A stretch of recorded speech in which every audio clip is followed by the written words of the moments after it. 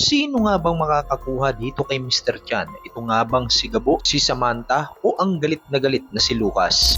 Wala na ngang ibang ginawa itong si Sebastian kundi ang ipahamak itong si Samantha na ngayon ay galit na galit itong si Delgado sa ginawa ng dalaga na buong akala naman itong si Samantha na magtatagumpay siya sa kanyang mga plano.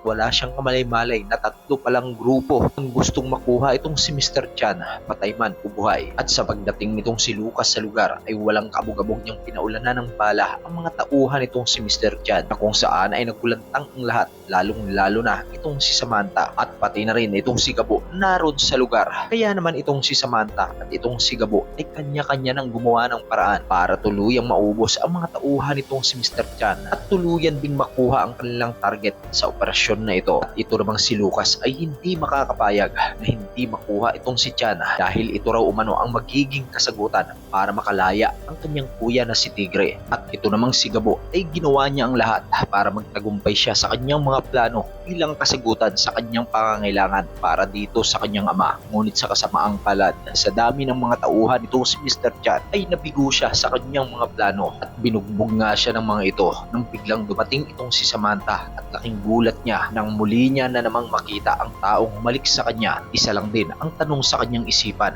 bakit narito ang taong ito? Anong ginagawa niya sa lugar na ito? Lalong-lalo na anong pakay niya dito kay Mr. Chan? Maging si Gabo ay hindi makapaniwala nang muli niyang makita ang dalaga. Habang ito namang si Samantha ay hindi niya naintindihan ang kanyang sarili dahil nakita nga niya na nasa alanganing sitwasyon na itong si Gabo ay tinulungan niya ito para makaligtas. Habang si Mr. Chan naman ay patuloy sa paggawa ng paraan para makatakas. At ang labis na pinagtataka ngayon itong si Samantha sa pagligtas niya dito kay Gabo ay namataan niya ang binata na patuloy na hinahabol itong si Mr. Chan. Kaya naman ang malaking katanungan ngayon, mahuhuli nga ba itong si Mr. Chan? At sino kaya ang magwawagi sa pagkuha sa taong ito? Siguradong mas marami pang kaabang-abang na mga kaganapan na ating matutunghayan at matitinding bakbakan.